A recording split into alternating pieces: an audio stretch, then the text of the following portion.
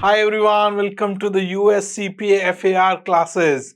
This particular class will be starting revenue recognition, that is your accounting standard codification ASC 606. This is a series of video lecture which will be covering entire ASC 606, and this is very first part of this, right? In this particular video, I'll be covering in detail about the overview, what all things you can expect in ASC 606, which include all the 5-step model, breakage concept, disclosure, exception to the disclosure, and all the special item you can expect in ASC 606. So let's dive into to understand more in detail.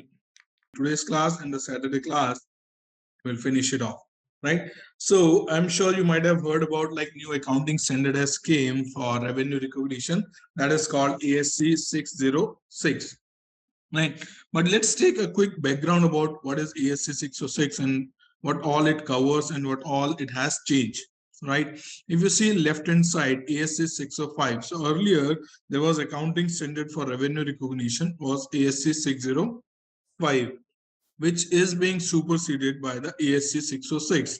But it's not only supersede the ASC 605, but rather it supersede all the industry guidance which were there specifically regarding the revenue recognition for different category of industry, whether it's like software industry, real estate industry, oil and gas industry, and many more, like different kind of industry may have different guidance.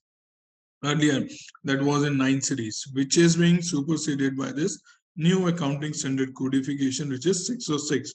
In addition to that, there was earlier ASC 605/35, that is specifically for the revenue recognition of construction type contract and the production type contract. That is also being superseded by the ASC 606. And earlier there was ASC 605/985. That's a specific guidelines for the software revenue recognition. That is also being superseded by the ASC 606. If I summarize what was there before 2018, you can say so. So ASC 605, ASC 605/35, ASC 605/985, ASC 605/25, and there are so many industry guidance scattered all over the accounting standards, right? So what this ASC 606 has done, that they have compiled all the requirement and align the accounting standard codification with the IFRS 15. So now, if you see, most of the ASC 606 approach is very much aligned with IFRS 15. So their standard is very much aligned with the global standard, which is called International Financial Reporting Standard, except barring one or two very small differences, which we'll discuss as and when we go deep into the ASC 606. But most of the new standard is being very much aligned with the IFRS 15, right? What comes in the scope of revenue recognition and what does not come. So we as a CPA must be knowing whether we are planning to do for accounting or doing for audit or planning to do with the taxes. We must know what all things is being covered in the ASC 606, which is revenue from contract with customer, and most importantly, what is not covered, what is not in scope, right? So people sometimes get confused and try to consider everything in ASC 606 preview, but we should be mindful of what all things are totally out of scope, right? And we should not consider those in the preview of ASC 606 because those are being previewed in some other accounting standard codification. For example, lease contract. So for that, there is a specific accounting standard codification called 842. So how many of you have studied law? Any of you have studied law, maybe business law or contract act or mercantile law? Anything in your graduation? No, sir. No one? Pranjali, Aditi, Prashant? Yes, sir. Any of you have studied law in your graduation, right? So in the law, there is a fundamental things which says when there is a specific law, we need to follow the specific law, and when there is no specific law, then we need to follow the general principle or general law, right? So to the extent it applies over here also, wherever you have specific accounting standard codification, So you need to apply the same formula, or you can say same method wherever there is a specific accounting standard codification to recognize the revenue or consider for other things relating to revenue, then we need to follow that accounting standard.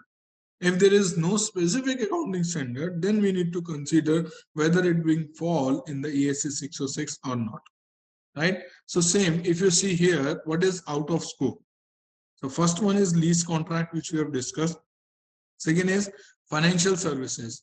So financial services is also being covered in ASC 944. That is the reason it is not in scope of ASC 606, because there is a specific dedicated standard for the financial services. Same way for the financial instrument. Financial instrument like hedging contract, option, swap, put option, call option, right? So all those things would comes and covered under ASC 825. So any revenue coming out of the financial instrument need to be dealt with ASC 825, not as per ASC 606. That mean to say is every revenue will not be coming to 606 purview. There are maybe lease revenue, there might be financial service revenue, there might be financial instrument revenue. Those need to be dealt with the respective accounting standard codification. Same way, the guarantee that covers in ASC 460, non-monetary exchange between the entity in the same business line, for example, like barter transaction, which we discussed. I think yesterday also we were discussing about barter transaction. Like earlier days, the transaction were happening based on barter transaction. Then the coins come, then people have start exchanging the coins.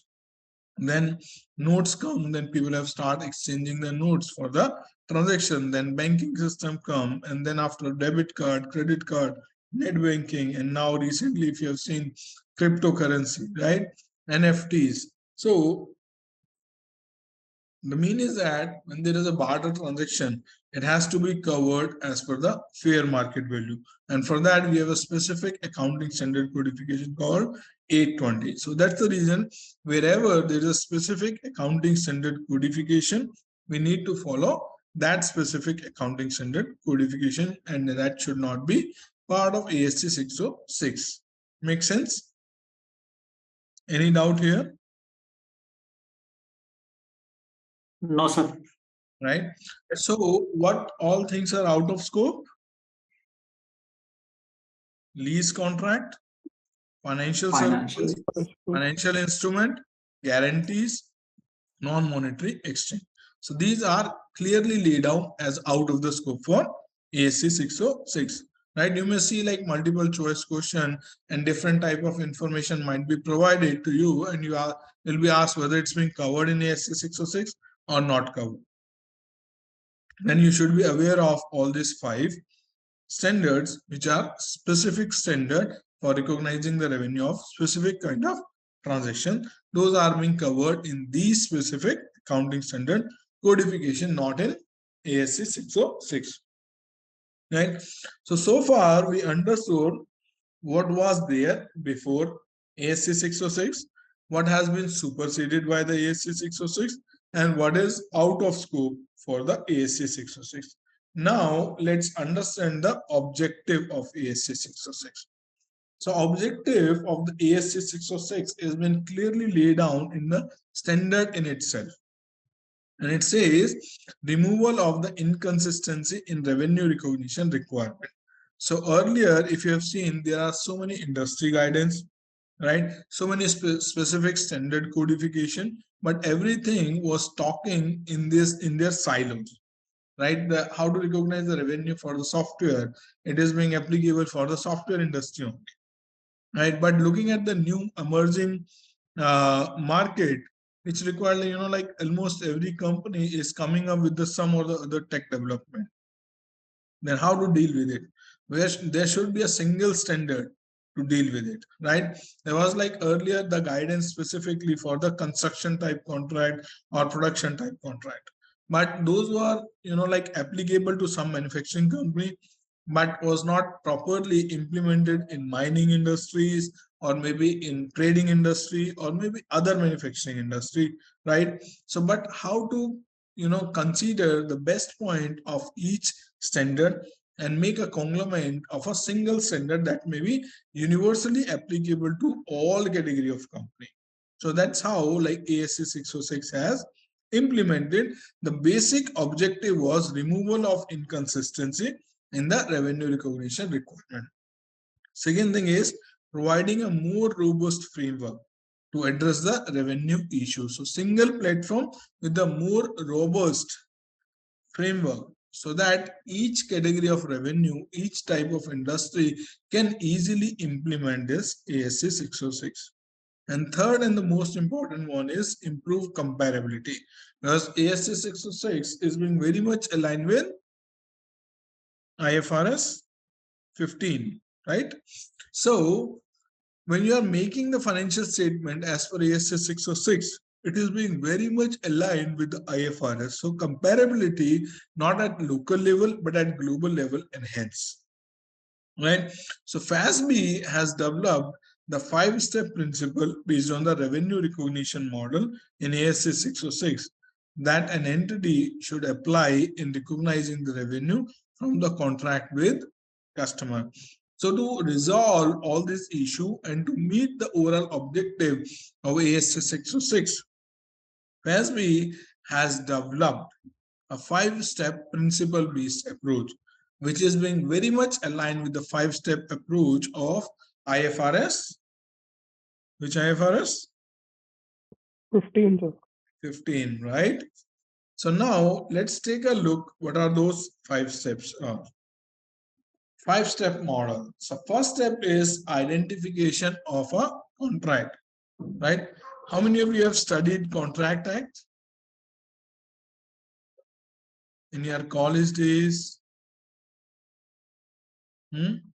Kashish, Prashant, Santrupti, Vineet, have you guys studied Contract Act? Might have studied, so not remember. Anyone? Sir, I have not studied the Contract Act, but I handled the contracts. Like What type there of are contract? those are like a fixed price contracts, and like there are certain deliverables, and there are certain milestones, payment milestones against those contracts. When the milestone gets fulfilled, like we have to pay or we have to collect money from the customer. Yeah, so software industry basically. Yes, sir. Got it.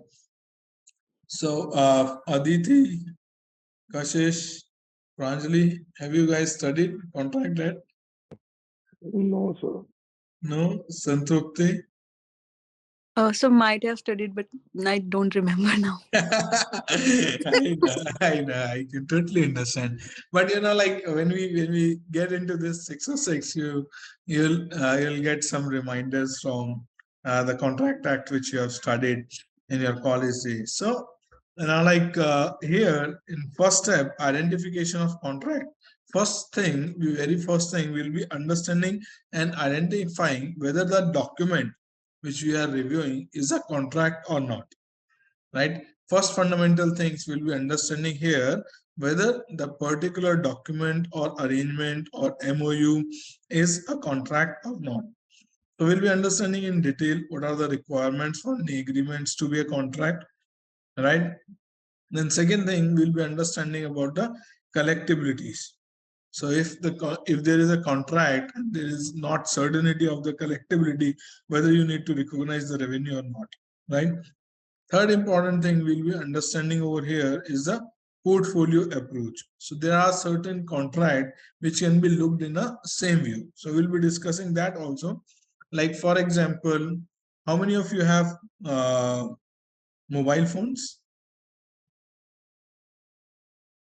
You guys have mobile phone? Yes, everyone has. Yes, yes. Which service provider you are using? Geo, sir. Geo, sir. Geo? Everyone Geo or someone is Airtel also? Huh? Like for Wi-Fi we prefer Airtel, but for like this SIM we prefer Geo. Okay. How about other? Prashant, Pranjali? For Sir, both Jio. Airtel. I have Both Airtel. Yeah, one by one. Yeah, Pranjali, what you're saying? Well, Airtel. For Wi-Fi Airtel. also and for phone also. Okay. Yes, sir. Vineet, what about you? Airtel's a family plan. Family pack. Yeah, so I also have Airtel Black. I have 10 connections.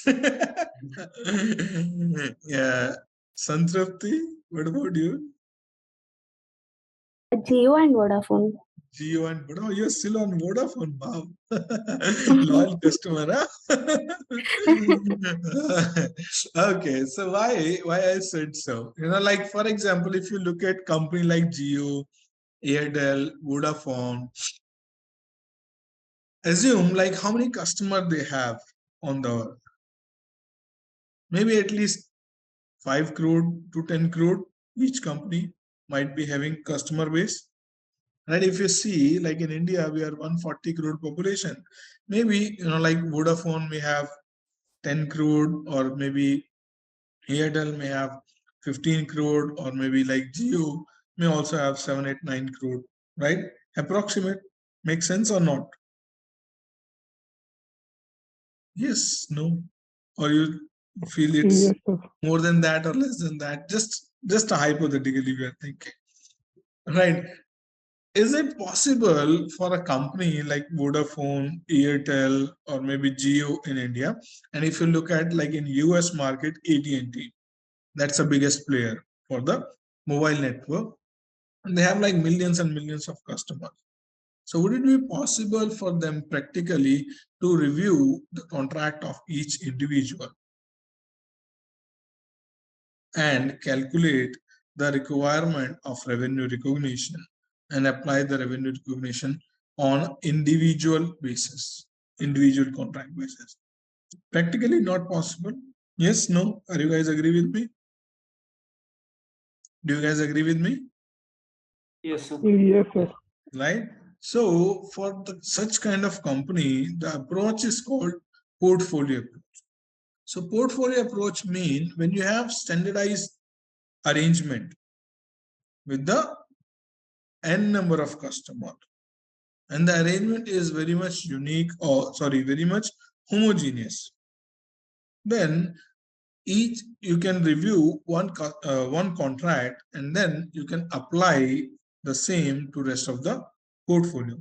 For example, let's say you are a customer of Airtel, right? So there are like package for it, like 249, 349, 499, 899, 1299. Let's assume they have these 5 packages, right?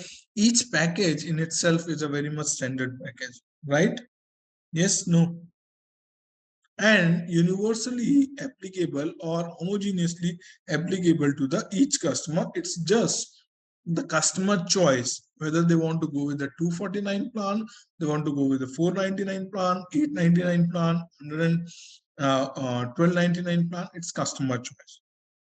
But for any kind of plan, they have n number of customers, and they know it is very much standard terms, conditions, and like requirement for the revenue is almost very much standard, right? So in that case of scenario, they can consider a portfolio approach rather than evaluating each and every contract. They can evaluate the master contract and standardize the revenue recognition process based on that master contract. Make sense? That is called portfolio approach. The next thing we will, any high level, any concern or any doubt, we'll be discussing in detail. We'll be going through some examples also, don't worry. But does it make sense?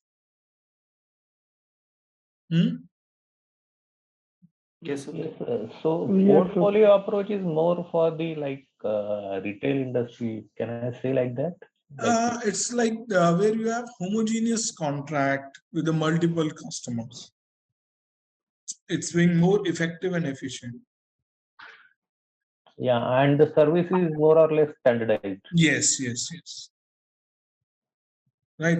Whether it's like internet service provider, dish TV provider, broadband service provider, right? So these are like very easy example where you can correlate this thing.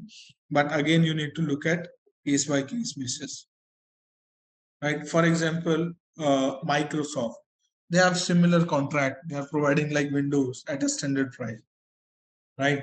If you see like antivirus company, so they are providing similar product to everyone,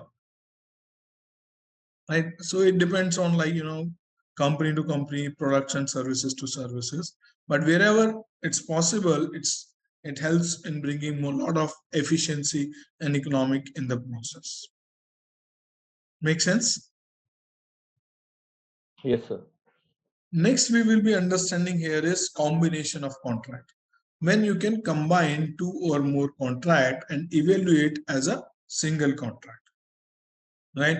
There are certain principles to it. We'll be discussing more in detail.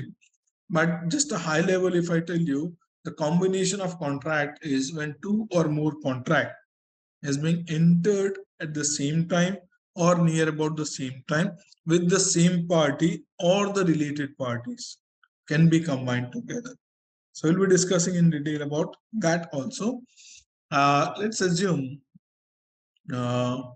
you are a contractor. You are a contractor and you do construction of buildings, right? And you any customer came to you, he said like, I have 250 square yard plot, would you like to construct on it, and I'll pay you 1 floor and remaining 3 would be mine. So like this is generally, like Delhi NCR, this kind of trend is here. Like people go to the real estate or construction company if they have piece of land, and they ask builders or developers to develop the building and take 1 floor or some money, or sometimes 1 floor is sufficient to cover the profit and construction cost, right? So you guys agree to it, and then after you agree for the designing and something, everything, like whatever is the construction required. And after that, let's assume you required internal interior designing also of that building, right?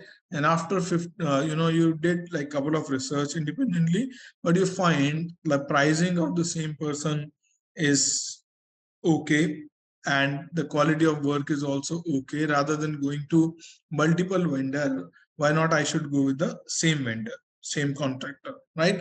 Then you negotiated with the same contractor for the interior designing work also. So now the construction contract which you have done, and after some time, maybe in 15 days, 20 days or 30 days, you entered into a new contract of interior designing as well with the same party. Should those two contracts be combined together and considered as one contract or not? So that is the question we'll be understanding, right?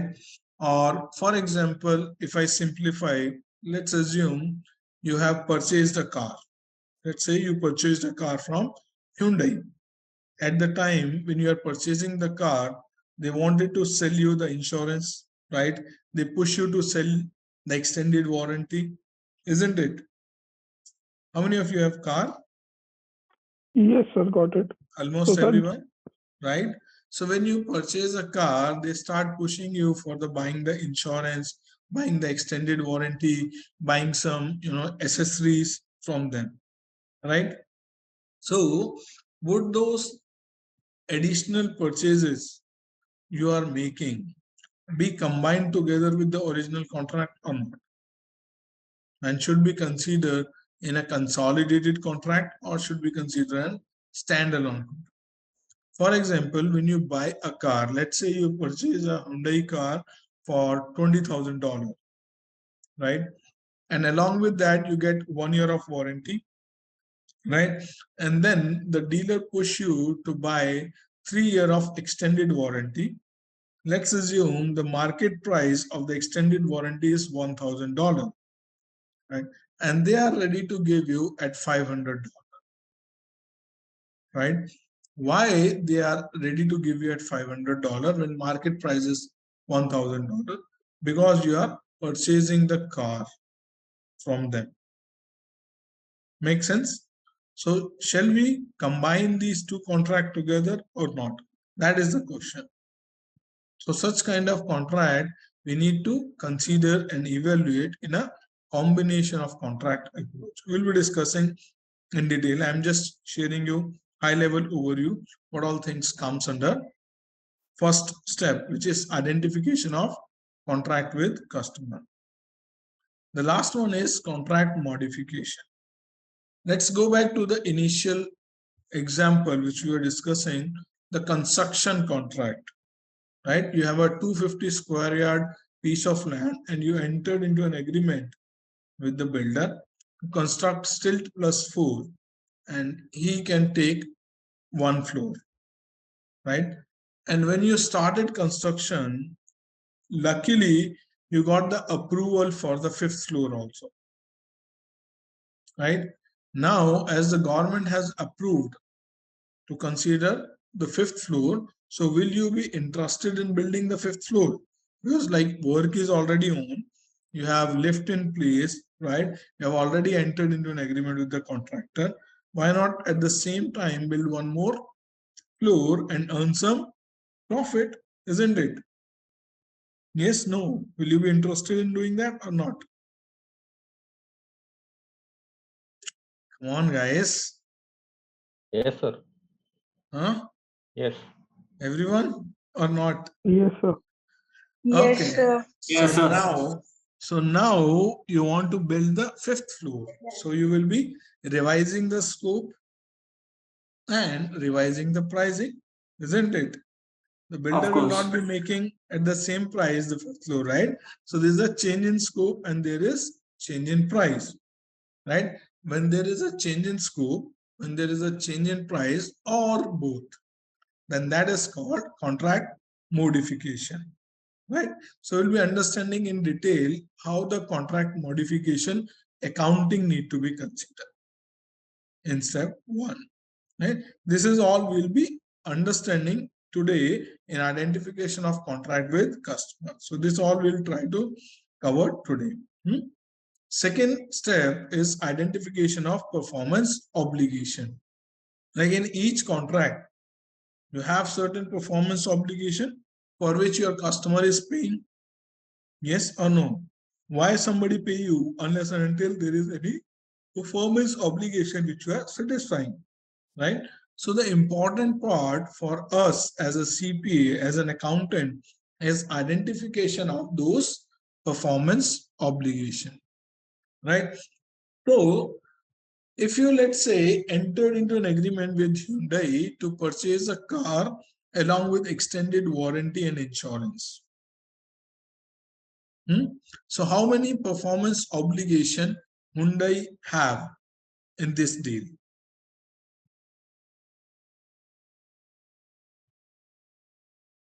Can you identify? So can you repeat the question? So I'm saying you went to the Hyundai showroom and purchased a Hyundai car along with extended warranty and insurance. In this contract or in this arrangement, what are the performance obligation of Hyundai? Deliver a car, then give you the insurance, and then support during the extended warranty. Yep. What else? What else?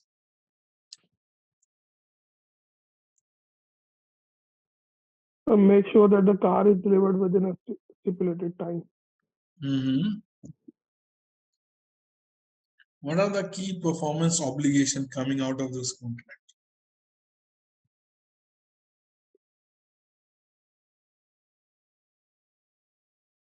Yep, Santrupti, Aditya. And we have to pay the money.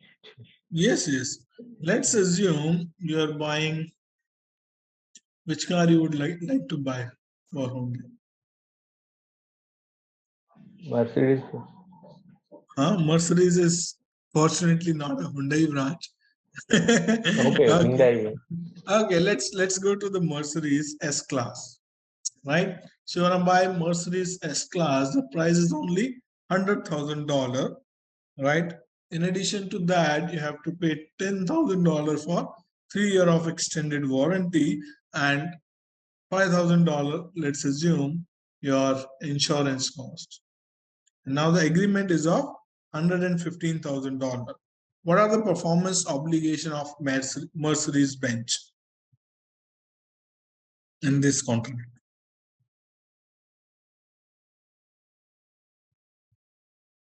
Is it that difficult? So they have to deliver the car first thing, then they have to issue you an insurance. Again, they have to support you or provide the service during the warranty period. What thing we are missing? There's one important thing we are missing here. What's up?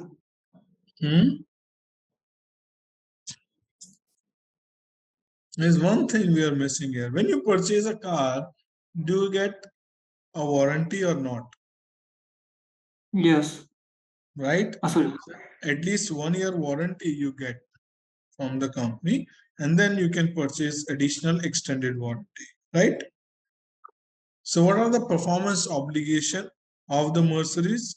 Give you the car, title of the car, insurance, right? Extended warranty, and the normal warranty for at least 1 year, whatever is the time frame, right? These are the performance obligation due on Mercedes. So if you see the first point, distinct goods and services which are capable of being distinct and separately identifiable. So here, if you see the car, transfer ownership of the car is a separate good. Yes, no? Yes or no? Yes, sir. Yes, sir. Insurance is also capable of distinct and separately identifiable. So you can purchase insurance from Mercedes, or you can go to the ICI, Policy Bazaar, or any other vendor also, right? Yes. That's No? true. Yes, sir, yes. Third is extended warranty. You can buy it at the time of purchase, or maybe you can buy it after 1 year when normal warranty get expire. And nowadays there are third-party vendor also who provide extended warranty cheaper than the reseller, cheaper than the dealer, cheaper than the company, right? So that is also being capable of being distinct product and separately identifiable. Make sense? Yes, sir.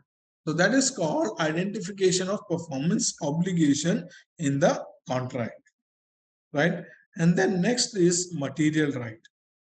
Material right, if you remember in this before we get into the Mercedes, in my earlier example, I informed you that you'll get 50% discount on the extended warranty if you buy within 30 days of the purchase of your car. Yes? Okay. Right? So in this case, because you have purchased a car, that is the reason company is giving you 50% discount on the extended warranty if you purchase within 30 days. So that 50% discount is a material right to purchase the extended warranty. Make sense? Because you are purchasing car, that is the reason you are getting this right to 50% discount. How many of you have purchased Domino's? Regularly, sir. Everyone? Have you guys had Domino's pizza? Regularly. Kashish? Santrupti? Yes. Had it? So when you purchase a Domino, generally they give you a coupon that on next purchase you'll get 40% discount or 50% discount. Do you get this coupon? Yep. Right? So what are those coupons? Right? Today, let's assume you purchase a pizza of, let's say, $10, right? And along with that pizza, you get a coupon that on next purchase, you'll get 50% discount. Why you got this offer? Because you have purchased this first pizza, right? Make sense or not? So that is a material right given to you on your next purchase, right? For example, like, do you guys have printer either at your office or at home by any chance? No, that's fine. For example, let's say if today you go and purchase a printer, maybe of HP, Xerox, Canon, any printer you purchase, right? They give you a discount coupon on purchase of cartridge, 50%, 60%, 70% discount coupon for the purchase of cartridge. Let's say, for example, I recently purchased an HP printer for my office. The cost was of that around like $300. And I got a discount coupon of 60% discount on the purchase of next 3 cartridge, right? So each cartridge is, let's assume, $20, right? And I can purchase next 3 cartridge at just $8. So that's $12 discount on each cartridge I'll be getting. So that is a material right I'm getting. Why? Because I purchased a printer from HP. Make sense? Yes? No? Yes, sir. Don't worry, Will. As of now, this is just high-level overview I'm sharing with you guys, but we'll be going to discuss in detail all these points. Right? This is high-level glance of ASC 606. Third step. So we'll try to cover step 1 and step 2 today, and third, fourth, and fifth will be trying to cover on Saturday next class, right? So the third step is determining the transaction price. So what is transaction price? So transaction price, for example, we discussed 2 or 3 examples so far. One was purchase of Mercedes car, S-Class. How much was the price for that car? $100,000? Yes, no? Yes. Right? And how much was the price for extended warranty? $10,000. And how much was the price for the insurance? $5,000. Right? So in that contract, we need to identify the transaction price.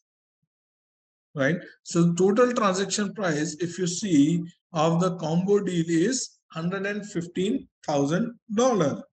Right? $100,000 for purchase of car, $10,000 for purchase of extended warranty, and $5,000 for purchase of insurance. So total price was $115,000. In this, we need to identify what is the fixed price and what are the variable consideration, including constraint. So variable consideration, for example, like for the car, which we discussed, 100,000 is the MRP, and you negotiated and you got at $90,000. So the variable consideration is the discount which you have received, right? Discount is reducing the price of the car. So now let's assume this 100,000 car you purchased for $90,000, and then 10,000 extended warranty you purchase at, let's say, $5,000, and 5,000 insurance, let's say you purchase for $3,000. So how much total money you have paid? 98,000. Yes, no? How much money you have paid? 98,000. Yes, sir. Compared to 115,000. Right? So in this, how much is the fixed price? Was 115,000. What is the variable consideration, including constraint to variable consideration? That means discounts, rebates, right? Was around how much dollar? For example, 17. so you have Mercedes car. How much was the price? 100,000. Then you have insurance. How much was the insurance cost? 5,000. And then you have extended warranty 10,000. So total price was 115K, right? And you end up paying how much? 98. What is the discount? You got it? 17,000. Yes, no? Does that make sense, math? Are you guys with me? Yes, sir. Yes, sir. Right? So this 17,000 is the discount. This is called variable constraint to variable consideration. And how do we need to allocate this? That comes in the step 4. But just remember this number. We'll be discussing this again when we jump into the step 4. So here, this 115,000 is transaction price, and then 17,000, which is discount, is a variable consideration, constraint to variable consideration. That can be calculated. There are two methods of calculation of the variable consideration or constraint to variable consideration. Is called expected value method or most likely method. So we'll be discussing those two methods also in detail. Right? The next one is significant financing component. For example, when you purchase a car, now let's say you purchase a car of Mercedes-Benz for 97,000 is the final price you are paying. And that you have taken on finance from the Mercedes Finance Limited. And now you are paying certain amount of interest on that also. Right? So that interest component. So now you negotiated the price of car. How much? 97,000, right? And this you have taken on EMI. EMI. So which is, let's assume you have taken an EMI of 20K for 6 years. How much you are end up paying? 120,000? Yes, no? You have negotiated the car with extended warranty and insurance at 98,000. This is what was the example earlier. Are you guys with me? Yes, sir. Yes, sir. And now Yes, sir. you have taken that car on EMI from the Mercedes Financial Limited. And that arrangement is $20,000 you need to pay for 6 years. So total amount, how much you are paying? 120,000. So the difference between these two of 22,000, what is that? That is a financing option, isn't it? Yeah. Right? So you need to segregate the financing option from the transaction price. You need to segregate the financing option from transaction price and account for separately as a finance income. Make sense? Make sense, everyone? True, sir. Yes. Okay. So next thing which we will be understanding here is the non-cash consideration. What is non-cash consideration? Any idea you guys have? So gift cards. Yes. Again, it is like kind of a barter system. I'm exchanging good for good. Yeah. Oh, yeah. Yes. Barter transaction or gift cards, right? So those we are also understanding how to segregate those non-cash consideration and value them as a transaction price. For that, like fair market value method is being used. We'll be understanding that also. Next one is consideration paid and payable to the customer. Have you heard about this term before? Consideration paid and payable to the customer. How many of you are using debit card or credit card? Are you guys using any debit card or credit card? Yes, sir. Yes, sir. Which debit card or credit card you're using? For HFC. ICIC? HDFC? Uh,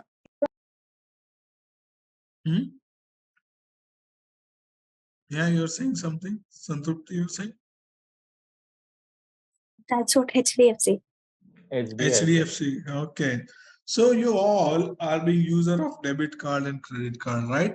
So each time when you spend some money, you'll get some reward points. Do you get it or not? Yes, sir. Do you get some reward point, right? So what are those reward points? And who give you those reward points? And how it actually comes into your account? Any idea?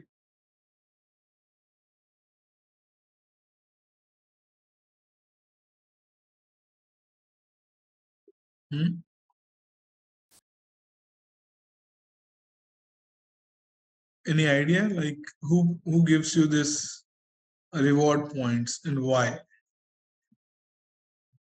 And how do you redeem? Like, for example, how many of you been to like Pantaloon, Lifestyle, Shopper Stop? They also give you, cards, reward cards or coupon cards kind of thing. Have you been to those shops? Yes, sir. Right? And each time when you swipe your debit card, credit card, you get some reward point which you can redeem in future. Do you guys redeem those cards? Yeah. Right? How many of you have actually redeemed and buy something good from those redemptions? We actually bought travel bags actually. Oh, Last wow. time. That's awesome. You nailed it, man. So what are these reward points? Is basically the consideration payable to the customer in future. Right? You purchase it today, but I'll pay you later when you purchase again. Make sense?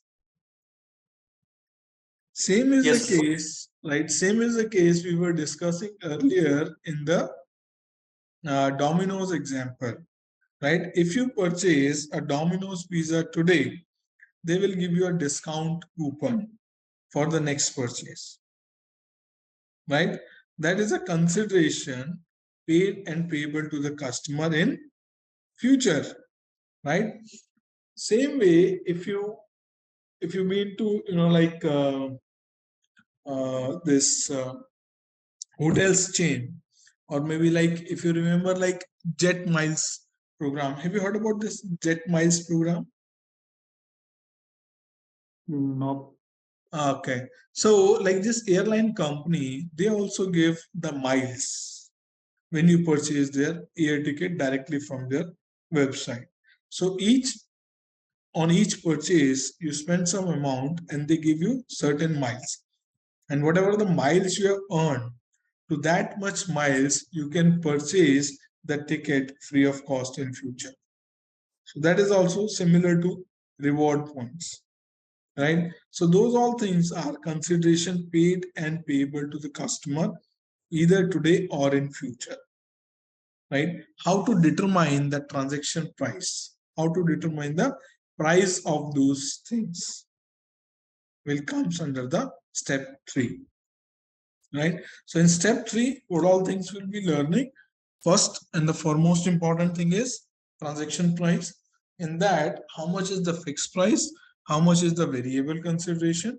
And if there is a constraint to a variable consideration, that also. The next important thing is whether the transaction price include financing component, significant financing component. If yes, then we need to consider that as a finance income, not as operation income, right? Then non-cash consideration, barter transaction, consideration paid and payable to the customer, how to identify the pricing of that. Make sense? This is all we'll be studying in step 3. So far, so good? Sounds interesting? Yes. Yes. Yes, sir. Cool. So next step is allocation of transaction price to the performance obligation. So in step 2, we identify the performance obligation. What was the contract which we discussed for the purchase of car? 3 things: car purchase, extended warranty purchase, and come on guys, Insurance. car insurance purchase, right? Insurance. So Other we accessories got, as well.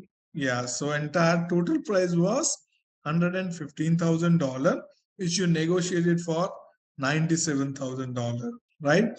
But now you have 4 performance obligation: delivery of the car, transfer of the title, right? First year warranty, then extended warranty, then insurance. So these are the performance obligation. So each performance obligation, how much revenue should be allocated? So that will be we will be understanding in 4th step.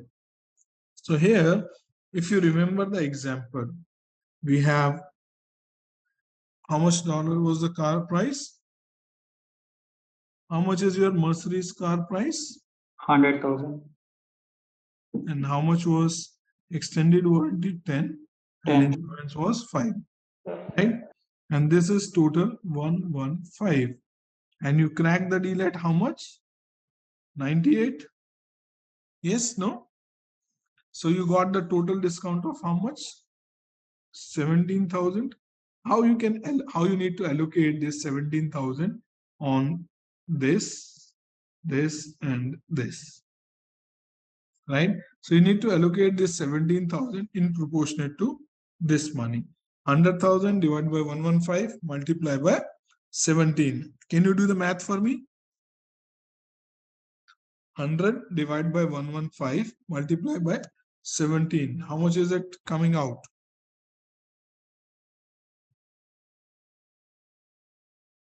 Can somebody do math for me? Sir, 100 divided by 14.78 Yes, sir. minus 14.78. And 10 divided by 115 multiplied by 17.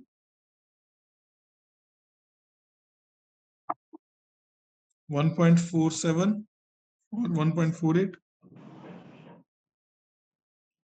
1.7, sir. 1.47 or 48. How much is coming out? It should be 10 divided by, sorry.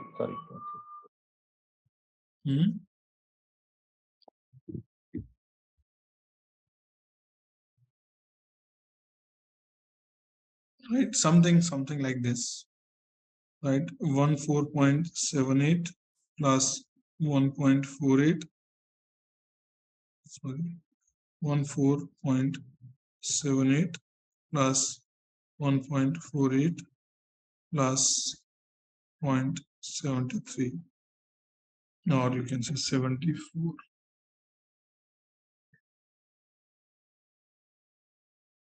Right, that's how it comes. So this 100 minus 14.78. So this will be the price you have paid, 85.22 you have paid for car. 10 minus 1.48. Are you doing math with me? How much is it? 52. 8.52. 5 minus 0.74. 4.26, right? So that's how you'll be allocating the transaction price to each performance obligation. And we'll be discussing a lot of example also. Here I'm just giving you high level overview. So how do you identify the performance obligation in step 2, right? And you have identified the transaction price in step 3. Now it's time to allocate the transaction price to the respective performance obligations. So what are those methods? First one is identification of standalone selling price, right? Standalone selling price of the car was 100,000. For extended warranty, 10,000. And for insurance, it was 5,000. right? There are certain methods to identify those standalone selling price also. That is called observable price, adjusted market price approach, or expected cost plus margin approach, and residual approach. Have you guys heard about any of these terms before? Observable price, adjusted market price, cost plus margin, so I think some of you might have heard of. Have you guys heard about cost plus markup? Pranjali, Aditi, Ananya, not? This all new for you? Okay, no worries. So we'll be discussing all these pricing methods to calculate the standalone selling price. Then allocation of discount to one or more performance obligation. The way we have allocated the discount, right? If there is specific discount to specific performance obligation as per general law or as per general rule, first you need to allocate the specific discount to the specific product. Then after, remaining general discount can be allocated on the remaining standalone selling price. So this way what we have discussed today, right? So this, don't worry, we'll be understanding everything in detail. So just take a high level overview at this point of time, what all is expected to be coming in your way today and in your next class. So next thing here is allocation of variable consideration to one or more performance obligations. So we'll be understanding in detail about allocation of discount and allocation of variable consideration also, right? So this is all would be covered in step 4. So now you have identified this is a contract. You identify these are the performance obligation.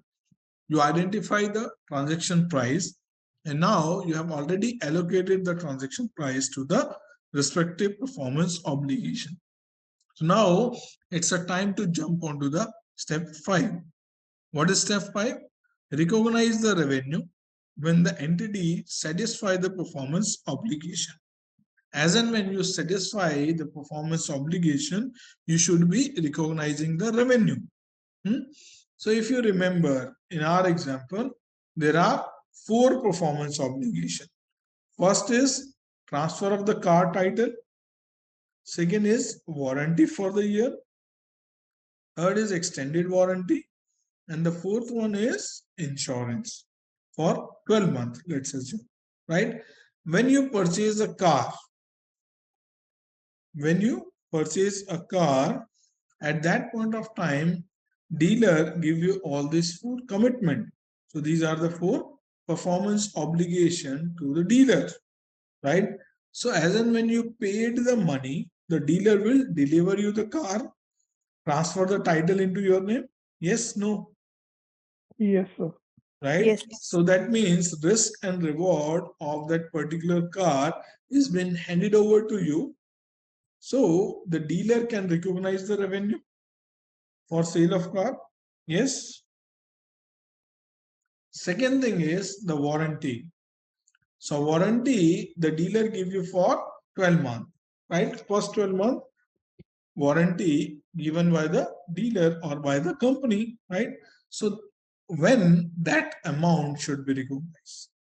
Should be recognized over the period of 12 months, because as and when the time will pass, his or her responsibility will be reducing. Make sense? Yes, no? Yes, sir. Insurance, you paid $5,000 for insurance. Do I recognize, if I am a dealer, do I recognize today all the $5,000? Or should I recognize over the period of 12 months for which I need to give you insurance services? Over the period of 12 months, right? Are you guys agree to this statement? Yeah, over the period. Everyone agree? Same way, fourth thing is the extended warranty for 3 years. I paid you for $10,000, right? So do I recognize the revenue of the $10,000 today, for which I need to give you the services after 1 year for the 3 years? There should be a matching concept.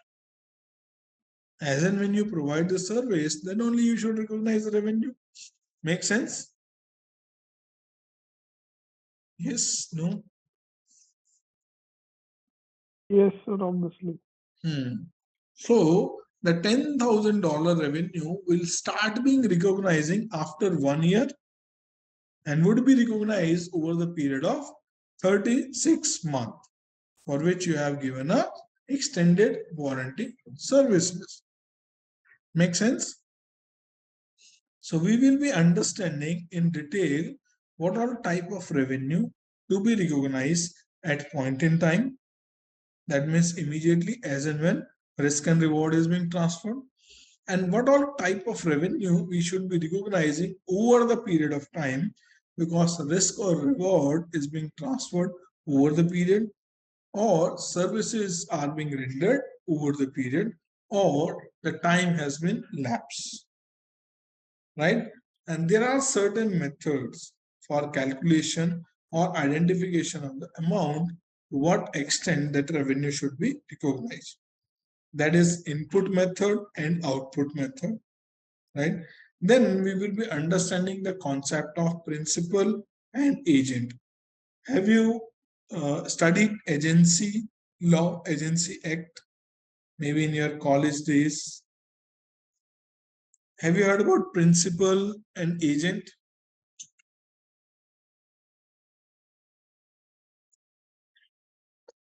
Sir पढ़ा था but अब ध्यान नहीं. Yeah. How about others? Aditi, Ananya, Pranjali, Rajiv Yes, sir? sir. In graduation, I have studied. You have studied Agency Act in your graduation, so you might have heard about principal and agent, Yes, right? sir. So we will be understanding what is principal, what is agent, when a principal need to recognize the revenue, and when an agent need to recognize the revenue, and how much amount a principal can recognize the revenue, and how much amount an agent can recognize the revenue. So we'll be understanding all these things in detail. Then last one is the loss contract. So there might be a possibility that some contract which you have entered into is a loss contract, right? So it happened, generally, you can say when you do not have much experience of or you have not estimated the things properly, then there might be a possibility that you enter into some contract which eventually end up with the losses, right? How to identify the loss in those contracts, and as per conservatism approach, we need to book the losses in advance, right? Whether you have a contract of 5 years and you are expecting to incur the loss over the period of 5 years, but as per the accounting standard codification, or you can say conservative approach of following the accounting standard, you must book the losses immediately. If there is a loss contract, or if there is any contract in which you are expecting that you will end up incurring loss, then that loss you need to estimate and book immediately, right? So this is 5-step model: identification of contract, identification of performance obligation, determination of transaction price, allocation of transaction price to performance obligation, and recognition of revenue. So this is all we'll be studying in today's class and in the next class also, right? Any doubts so far on this 5-step?